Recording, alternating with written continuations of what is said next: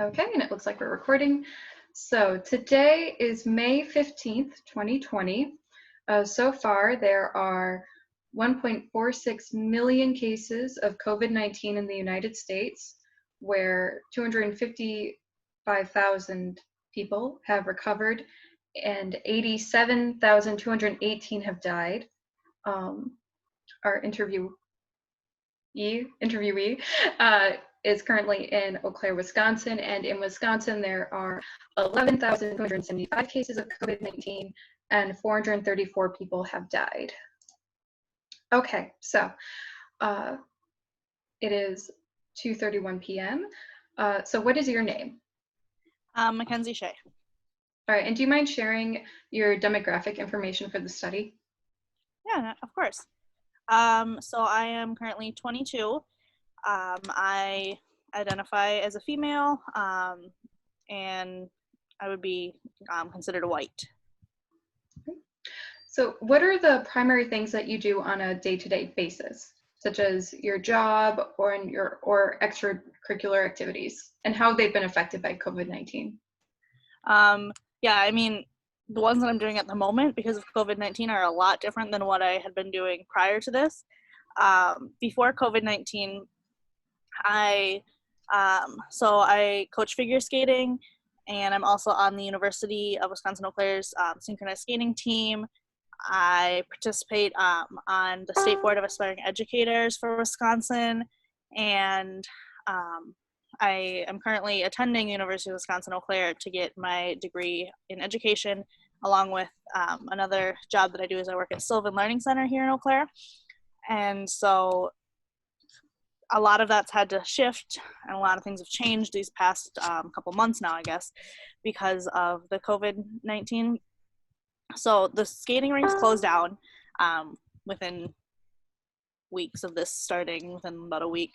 All the skating rinks have closed down, so I'm not coaching right now. The synchro season for the university had to be basically shut down and cut short, along with we were supposed to be doing our final ice show with the Eau Claire community, and they had to cancel that show, and that was really unfortunate for all of the seniors who get to do their senior show usually. And also another rink that I coach at in Wisconsin had to cancel their show too, and that was really unfortunate for all those skaters. So at the moment I'm finishing up my classes online, but the hardest part about that is, for me, I was supposed to be taking classes, a couple of different classes of mine. I was supposed to be having experience in the schools, doing observation, even leading classes for one of mine. I was supposed to be teaching like a Spanish class, and it was like an after school type program class. And all of that had to be canceled. We couldn't be in the schools doing any of that. So I'm missing all that experience now, which is really unfortunate. But I am fortunate enough to have been working at Sylvan Learning Center. So I'm at least getting some experience still, whereas most of my peers have none. Because I am still doing like virtual tutoring through Sylvan with some students. I'm working with them since all students are online right now, taking classes online. They're struggling with homework and getting that done. So I've been doing a lot of homework help and just kind of helping students maintain their learning during this time. So my days have kind of become a lot, like I spend some days from 10 a.m. to 6:10 p.m. tutoring because there's so many students that are needing that right now. And then I'll try and get my classwork, and just kind of some of it I feel like has almost been additional busy work that's been added because we have to do something since we're not able to be in the schools.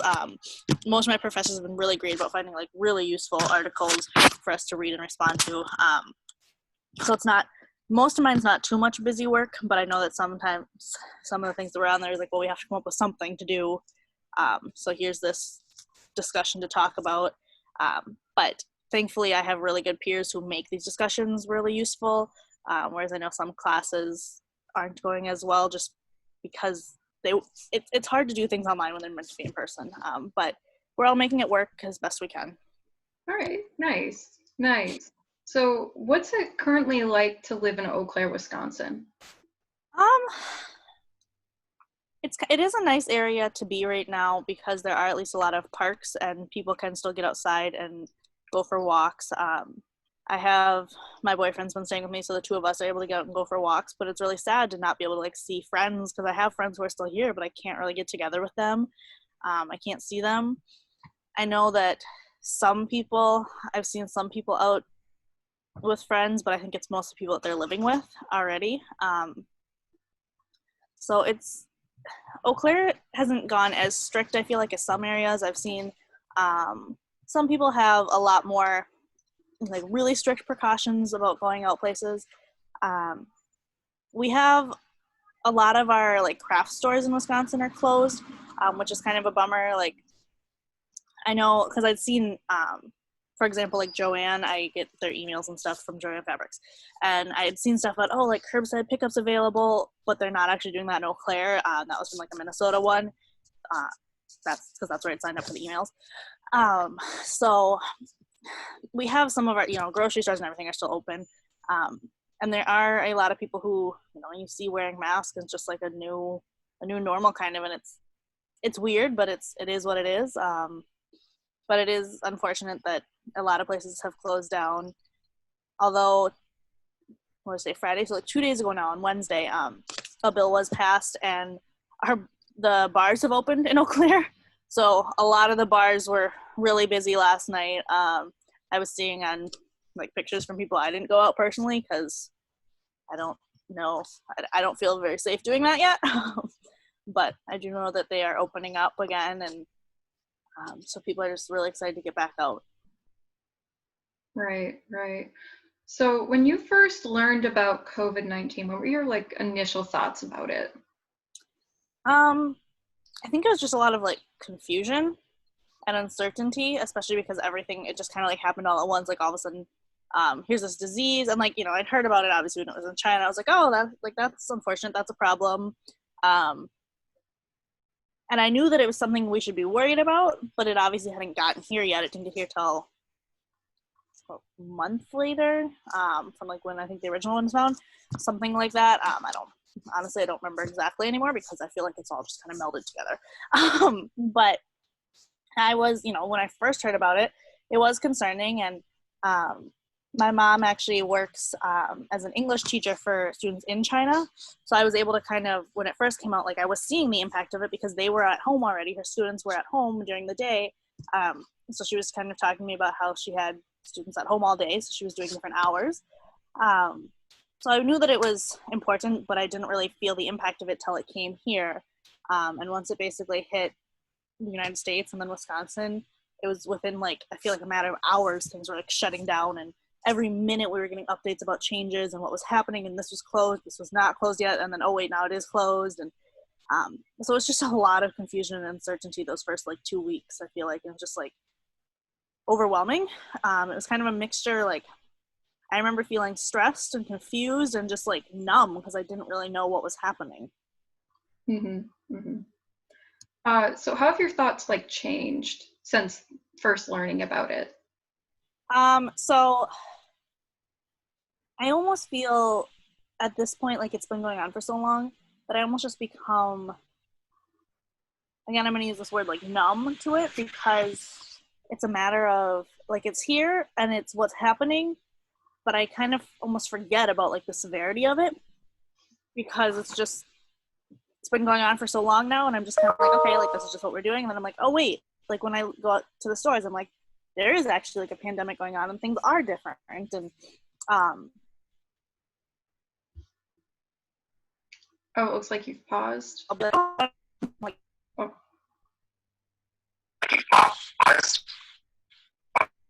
wait, just give it a second. All right. Yeah, you're buffering a bit.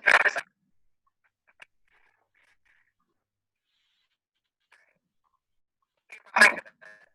Okay, why don't you try saying something?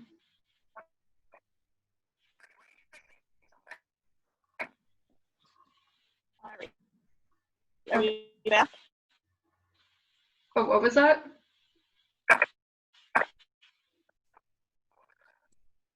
One second, I'm gonna see if I can move. Okay.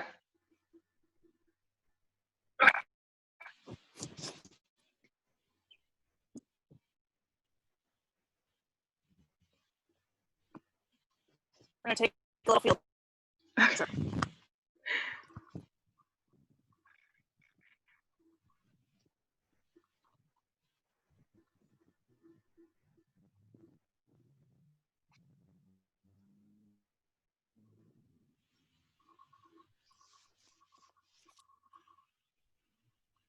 Okay. Okay, I think we're caught up now. Yeah, I think it's good now. All right. Okay, so what was I saying now? I think we were talking about how it's changed, correct? Was that the question? Yeah. How your thoughts have changed. Oh, yeah. So, yeah, it's sometimes like I become unaware of the severity of it just because it's been going on for so long, and I feel like my thoughts are changing all the time. I'm actually going to turn you really quick in a second here, but there are some things like I'm still reminded of how much of an issue this is.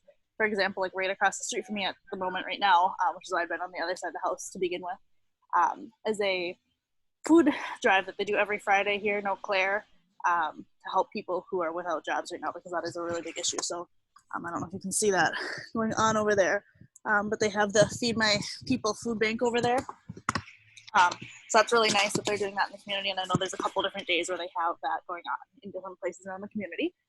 But I feel like, I guess my thoughts in general are that I forget, like I mentioned, I kind of forget the severity of it sometimes. But I also keep seeing things about how it is very severe, and I don't know when this is going to change, and how I don't know how we're going to be able to actually go back fully into like normal routines like they were before, until we come up with some sort of vaccine or way to stop this, because I keep seeing more and more articles about how contagious this is as we're learning more about it and how much of an issue it can be. And I think that sometimes I'm thinking, okay, maybe it's not as bad as they're saying, like maybe we aren't actually all going to die from it, but then I see things about how it is still really impacting people. So then I realize that it is still a problem, and I'm honestly wondering at this point now if we're going to be able to go back to normal until there is a vaccine, which I've heard anywhere from September to April, and most of what I'm hearing is that it won't be till like next April. So that's going to be a whole year of this isolation. And so, yeah.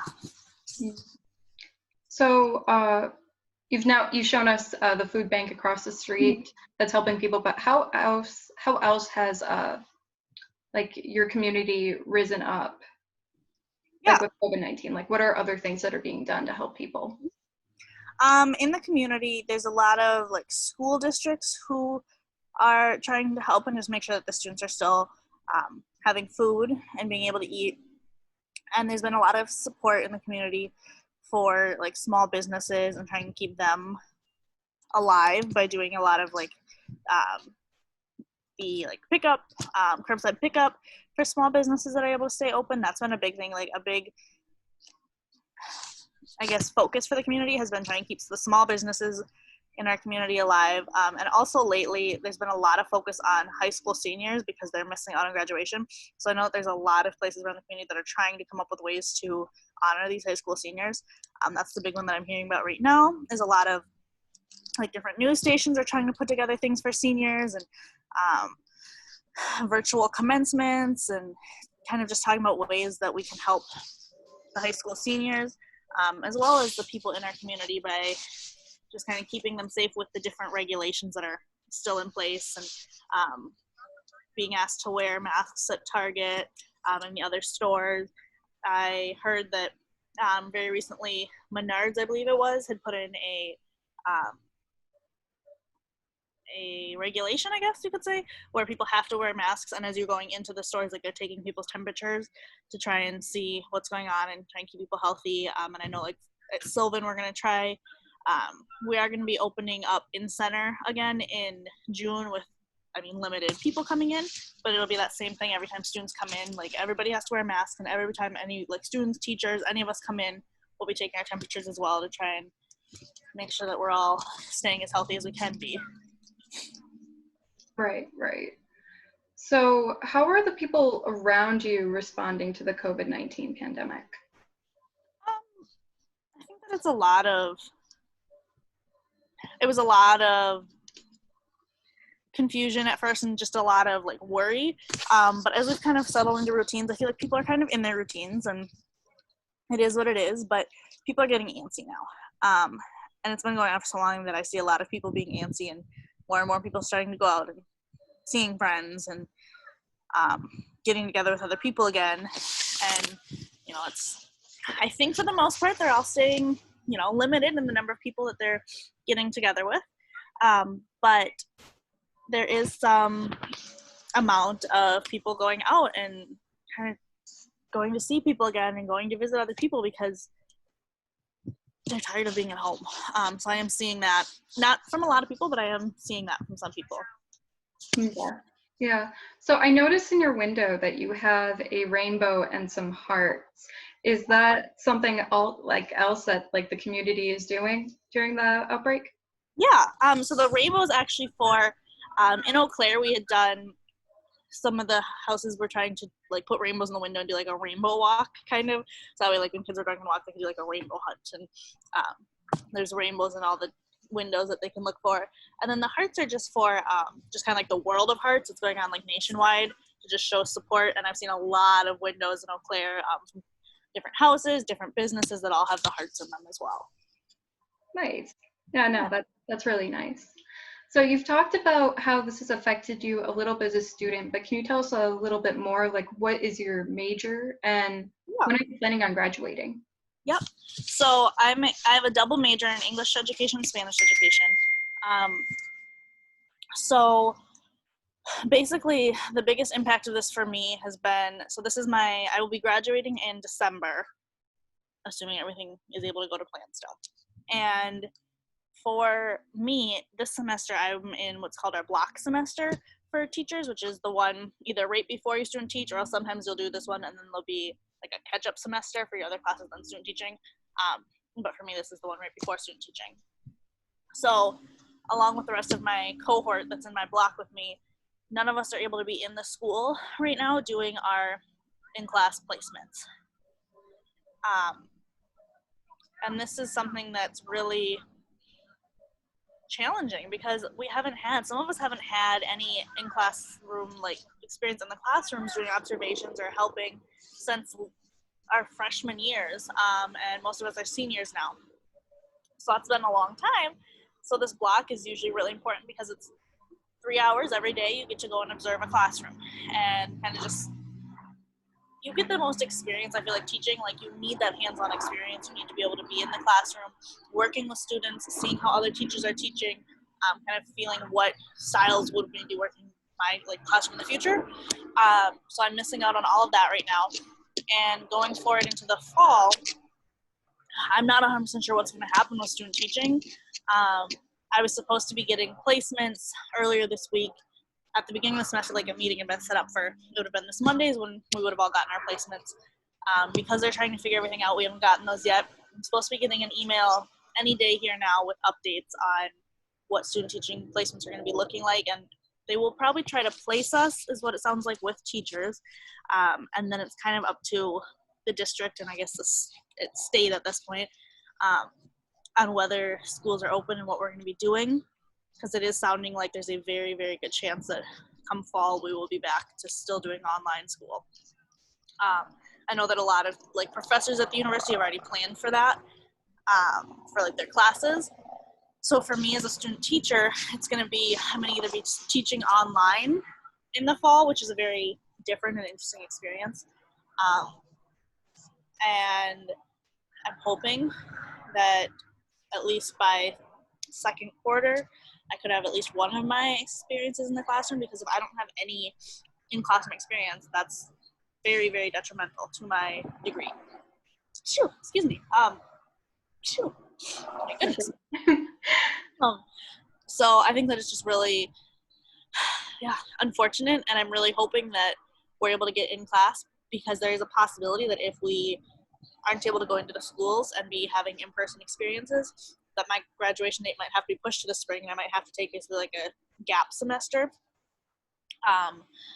so that I have in-person experience, since those of us that are in block right now aren't getting it right now, and if it is still online come fall, we won't be getting in-person experience then. So that it could potentially affect my graduation date. There's no like definitive word on anything at the moment, which is also a little bit kind of annoying. I've kind of gotten over being stressed about it because nobody can control it and it is what it is. But it is annoying that I don't really know what's going to happen for sure in the future. So it'd be nice to have some information, but for now we just kind of wait and see, I guess. Right, right. So how do you see COVID-19 impacting like teachers and like classrooms, like afterwards? Yeah. Like, So something that I'm seeing right now is basically this whole entire fourth quarter, which is since I know at least in the Eau Claire district, the schools finished third quarter, and that was like the last day that they were allowed to be in school happened to be the last day of third quarter. So it's this whole fourth quarter that's been online for students, which basically means that this whole fourth quarter, with the amount of students like that I'm working with, is really kind of going to be a wash almost. I feel like they're not actually learning the material. Based on what I'm seeing, I'm worried that a lot of students are probably just going online to find answers, that they're just kind of filling out the worksheet. They're not really retaining the information because due to unequal access to internet and resources, we can't be overloading students with a lot of work, or like the teachers can't be, I guess. So I'm noticing as I'm helping with the tutoring that I do that a lot of students just like aren't understanding the material, they're not getting the material, and they're just trying to get the work done. So everything that was taught in this quarter, and if we're onlining in the fall, everything that's going to be taught then is basically going to have to be retaught when we go back to school.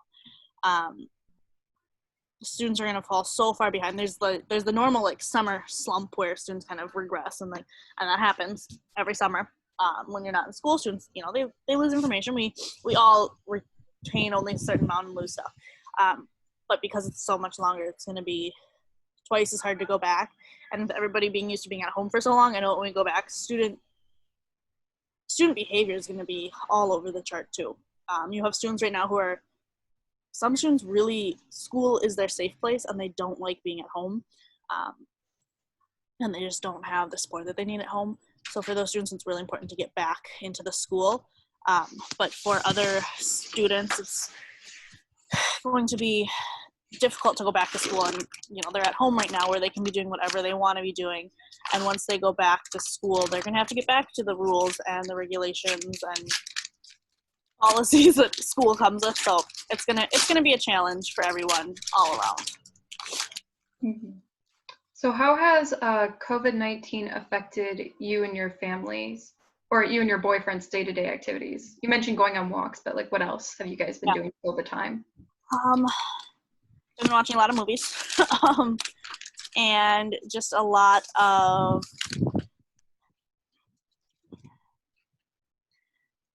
we've both been trying to figure out, so he's currently student teaching with the online student teaching, so it's just kind of a process of being able to get our work done at home. I'm doing the tutoring, he's grading and putting in assignments, so we kind of spend all day doing that, and then right now, honestly, by the time the evening rolls around, I'm just exhausted. I'm basically, I have to do my own schoolwork still, and I'm just kind of exhausted, and it's been kind of hard because I haven't really had as much time. It's nice, like today is a beautiful day, so I'm hoping to be able to spend some time outside today and get outside, and we can go for walks, or we can go to the park. We have a lake right near our house here, not too far away, and then some rivers around us. Eau Claire is full of rivers, and so we have been doing, sometimes we'll go during the day, we'll go out on nice days, and he'll go fishing, and I'll bring my book and sit by the water with him and read my book while he's fishing, so that's been fun. But yeah, there's just kind of been a lot of movies, and we've honestly had a lot of additional work to be doing. When this first started, I was like, oh, I'm gonna have so much time to catch up on like these projects I want to do, and I can actually do puzzles and read all these books I've been wanting to read. That hasn't really happened at all. We had 3 weeks off from classes at the university. So I had some time then, and as kids were kind of getting into the routine, I didn't have as many students at Sylvan yet. So I was doing a lot of puzzles and stuff then, and was doing some projects that I've been having laying around that I've been wanting to do. But this past month and a half now, it's just been basically I get up, I go to work, he's doing his grading, I get back, I do my assignments, we maybe watch a movie or a show on Netflix, and then go to bed. So what would you say your biggest challenges that you've had to face during COVID-19 are? There's been a lot of uncertainty at first with like money, because he was laid off from the job he was doing just because he was a server, so he didn't have that coming in. And my job was shifting. I was like, I lost my job coaching.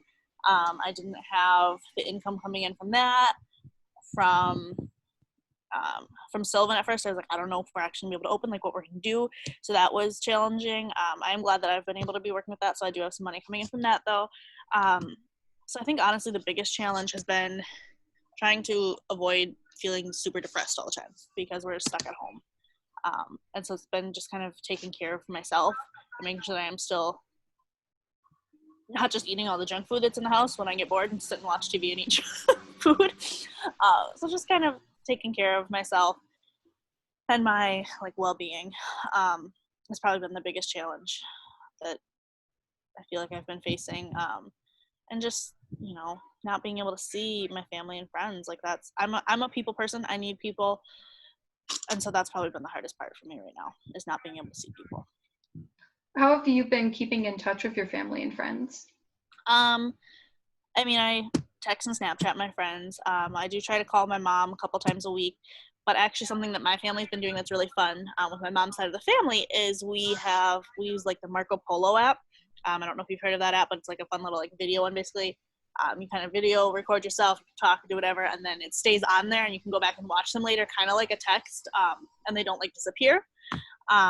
So we have like a whole group chat with my mom's whole side of the family. So that's been really fun. Just kind of give each other updates throughout the day. And I get to see my little cousins. I have a 4-year-old and 2-year-old little cousin that are so cute. And so they're always fun to watch when their parents put them on there. So we've been trying to stay connected that way. We played on Mother's Day, we played like a virtual game night via Zoom. We went onto Zoom, and my aunt shared like her screen, and she had downloaded this like online game pack. And then on each of our phones, we were able to just like go to the website from where the game packs were and just kind of like type in the code and get to play games with each other. And then it would pop up on the screen like the updates of the scores and everything. So that was kind of fun too, as a way to just keep in touch. There's been a lot more,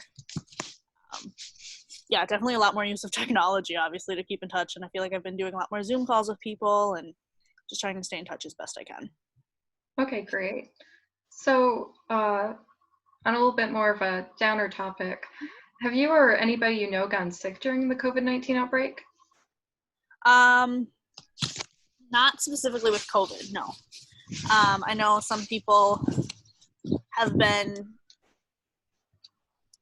my brother was tested at one point, but he didn't have it. It was just some other random virus that he happened to pick up somewhere. So that was a little bit scary when we didn't really know what was going on with that, because he was presenting basically the same symptoms as COVID, but he was tested and he came back negative, and so it was just some other little virus, and it went away within a day or two after that. So, and I know that my other brother, it wasn't COVID again, but he had really bad like tonsillitis, and that was really hard because he wasn't able, this was like at the beginning of all this, so he wasn't able to go into the doctor's office to get the prescriptions he needed. So he was doing like the doctor on demand, I think, which is one of those like online doctors basically where you do like a video call like this with the doctor. And they were able to look at his throat and be like, yeah, you need something. But it took a while for him to get better because he couldn't actually go in and get tested and like see what kind of medication he needed. So it's just been like everything has changed and everything is so different. Okay, so yeah, in those two situations, there was worry, with your first brother, worried that maybe he had it, and then with the second, he wasn't able to get the medical attention he needed right away. Yep. So in what ways do you think that COVID-19 is affecting people's mental or physical health? So many ways. I mean, that's been the hardest for me, and I know a lot of people, like, it's just being stuck inside. It's hard to not be around people, and it's depressing. And I've talked to a couple people who, and myself included, like, I feel like my mood really depends on the weather right now. If it's nice and I can get outside, mentally I feel a lot better. And also physically, because then I'm being active. Otherwise, if it's gross, I'm just kind of like, I don't want to do anything. I'm just going to sit on the couch all day because what else? Like, why not?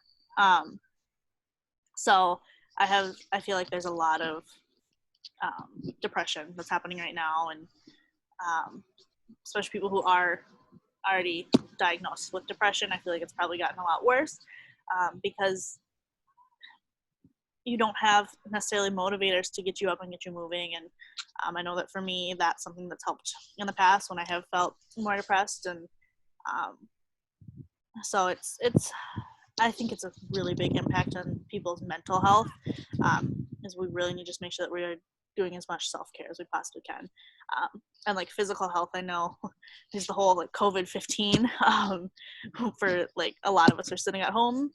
We're not getting out and being as active as we would like to be because we have to stay at home.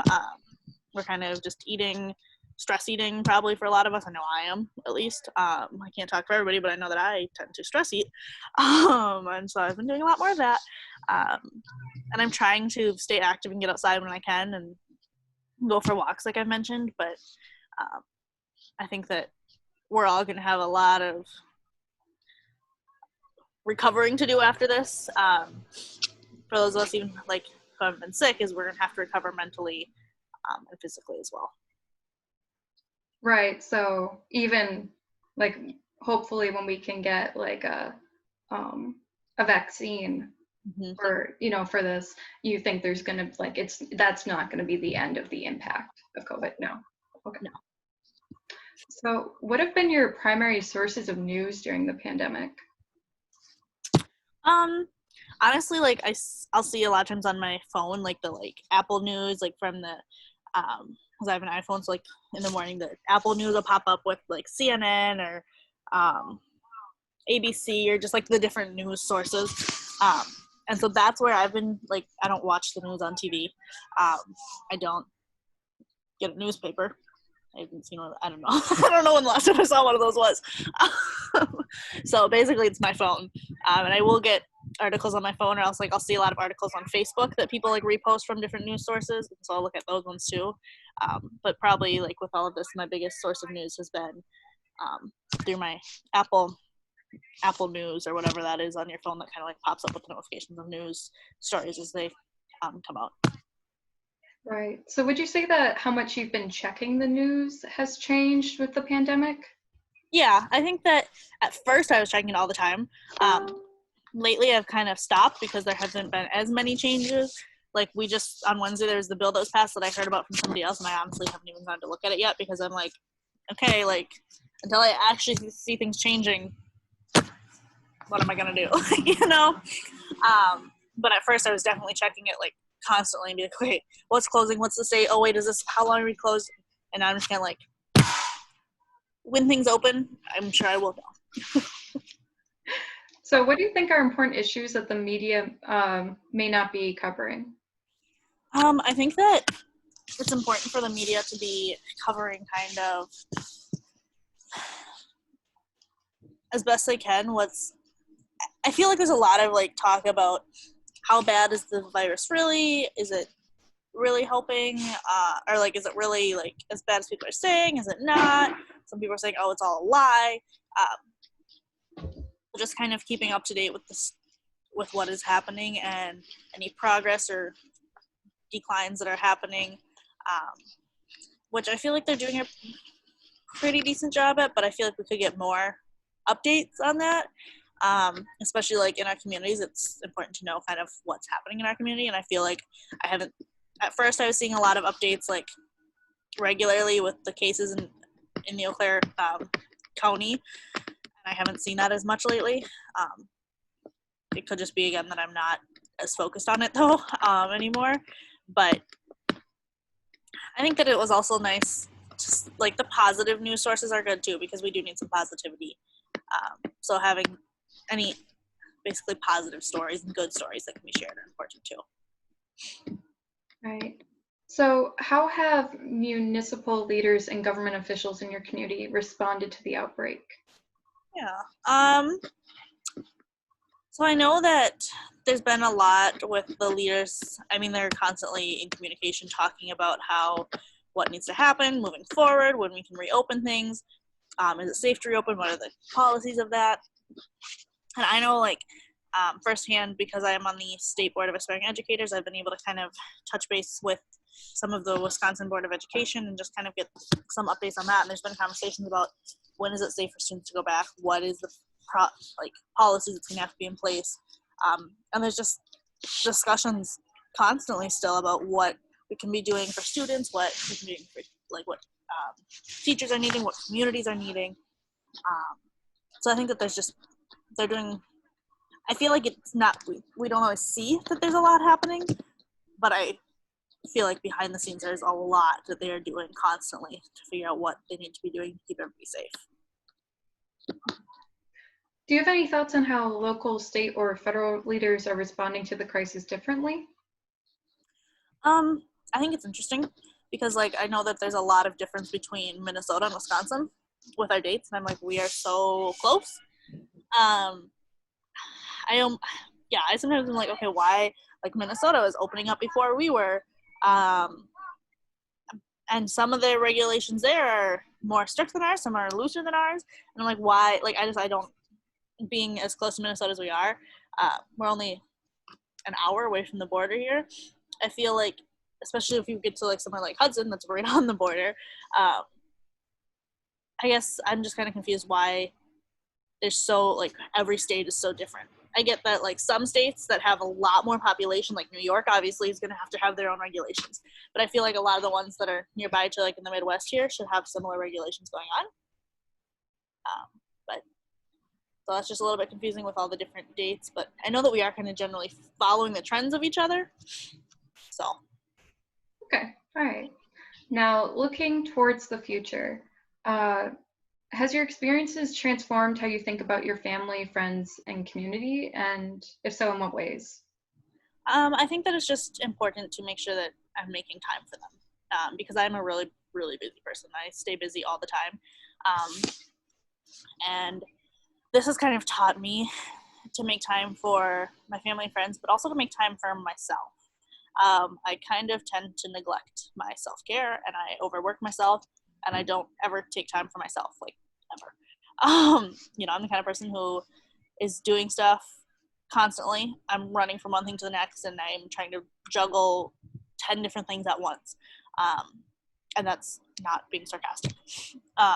I had been working 6 jobs at one point this year and going to school and being involved in multiple different clubs. So I'm into juggling a lot. So this has kind of taught me that it's okay to say no, and that it's okay to not be doing something at every second of every day, which has then let me be able to have more time to stay in touch with my friends and family and talk to them more. And I'm really looking forward to being able to, like, get together with friends and just have time to spend time with friends rather than running from one thing to the next all the time. All right. No, so had some self-reflection then. Yeah. During all this. Yeah, it forced me to slow down, which was something I think I was almost afraid to do. And it's been really good. All right. So knowing what you know now, what do you think that individuals, communities, or governments, or even schools need to keep in mind for the future? I think that it's just important to make sure that we're always doing proper, like, washing hands and keeping things clean, because we never know when, hopefully we won't have another pandemic like this that happens, but germs are everywhere all the time.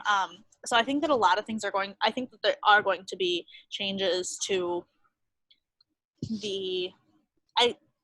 I don't know. I wonder if we're going to be able to go back to normal the way it was.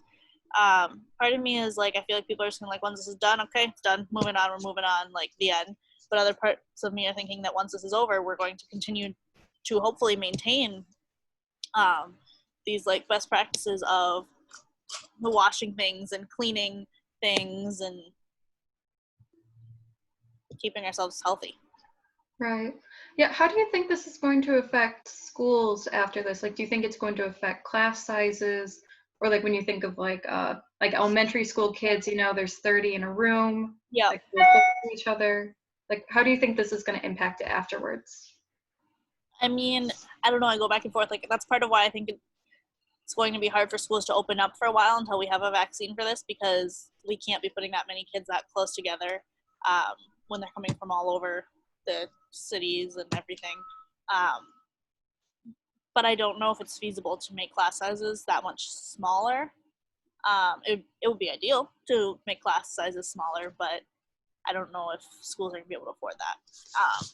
So I think it's just going to, teachers are going to have to just be really good about making sure that before, like, snack for elementary school, students are really washing their hands and actually washing their hands, and wiping down tables every night and wiping down desks. And like at the secondary level between classes, we'll probably have to wipe down desks for a while.